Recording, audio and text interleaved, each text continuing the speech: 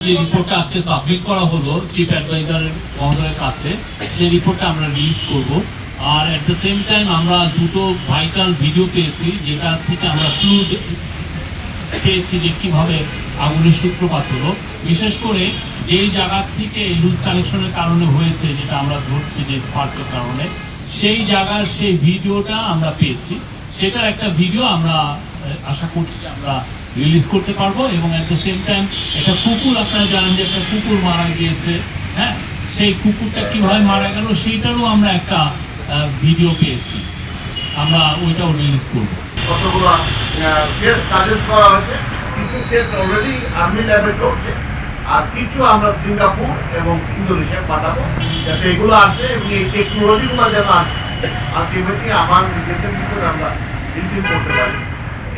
এইটাতে আরো একটা বিষয় আছে, একটা মেটাল কাটলে পরে কতদিন আগে কাটা হয়েছে সেটা যে টেস্টগুলো আমাদের এখন ক্যাপাবিলিটি নাই, সেগুলো ডেভেলপ করার চেষ্টা করি।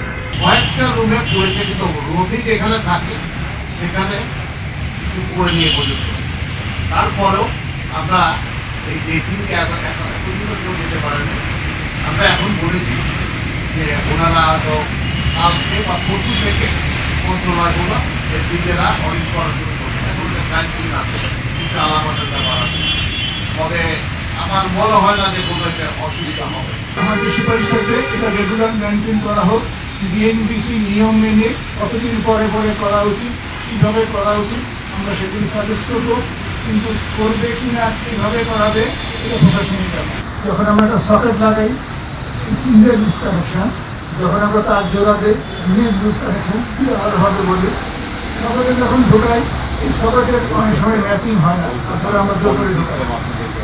2 নম্বর হচ্ছে এই সকেট কয়েকবার ঢোকানোর পরে এটা লুজ হয়ে যায় ম্যাটেরিয়ালের গুণগত কারণে। আমাদের দেশে যেই সকেট পয়েন্টগুলো পাওয়া যায় বিভিন্ন দামের কারণে কোয়ালিটি অ্যাসুরেন্স করা যায় না, তার জন্য সময় একটু লুজ হয়ে যায়।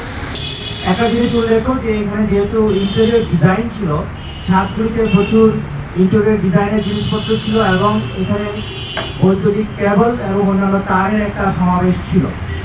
এগুলো আগুনটা ছড়িয়ে পড়াতে বেশ সহযোগিতা করেছে এবং অনেক দাহ্য বস্তু ওখানে ছিল, বিশেষ করে যে ইন্টেরিয়র ডিজাইনের সাথে যে সমস্ত রুমের পার্টিশনগুলি আসে বা অন্যান্য দ্রব্যাদি আসে, পাশাপাশি কাগজপত্র, অন্যান্য কাপড় টুপড়, এই সমস্ত বিষয়গুলি ছিল।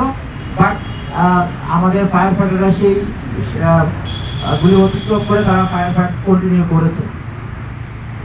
আর এই ভবনটিতে alarm detector system, control panel এবং অটো স্প্রিংলারের ঘাটতি ছিল বা ছিল না, এবং ফ্লোরে যে হোস পাইপ সিস্টেম ছিল সেইগুলি কোনোটা কাজ করেছে, আবার অনেকগুলি নজল রেঞ্জ ছিল। ফলে আমাদেরকে আমাদের নিজস্ব যে হোস ফায়ার বা ডেলিভারি ফায়ার সিস্টেমের মধ্যে ফায়ার কন্ট্রোল করা সেটা করতে হয়েছে এবং সেটাতে একটু সময় লেগেছে। সচিবালয়ের ওয়াটার রিজার্ভারে পানি মজুদ ছিল, আমরা পানিটা ব্যবহার করেছি, 3টি স্থানে ছিল, বাট 3টি ওয়াটার রিজার্ভারে মজুদ পানি দিয়ে এত বড় ফায়ার কন্ট্রোল করা সম্ভব ছিল না।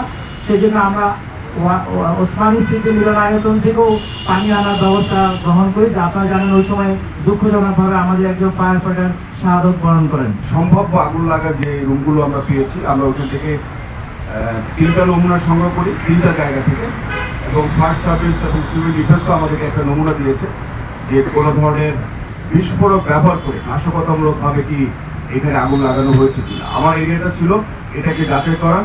ফায়ার সার্ভিস সিভিল ডিফেন্স থেকেও যে নমুনাটা আমরা পেয়েছি, এই নমুনা তো আসলে কোনো ধরনের এক্সপ্লোসিভ কন্টেন্ট বা এই জাতীয় কোনো কিছু ছিল না। তো এরপরে আমরা আরও নিশ্চিত হওয়ার জন্য আমাদের একটা ডগ স্কোয়াড আছে, যেটা যারা এক্সপ্লোসিভ ডিটেক্ট করতে পারে স্নিফিংয়ের মাধ্যমে গন্ধ শুকে, তাদেরকে নিয়ে এসে আমরা যে কয়েকটা ফ্লোরে আগুন লেগেছে প্রত্যেকটা ফ্লোরে আমরা ওদেরকে দিয়ে সার্চ করেছি, এবং তার সাথে আমাদের এক্সপ্লোসিভ সুইপিং টিম যেটা ছিল তারাও সার্চ করেছে। আমরা আসলে এক্সপ্লোসিভ ব্যবহার করার মতো কোনো ধরনের এক্সপ্লোসিভ ব্যবহার করার মতো আসলে কোনো ধরনের কোনো আলামত বা কোনো কিছু আমরা পাই না।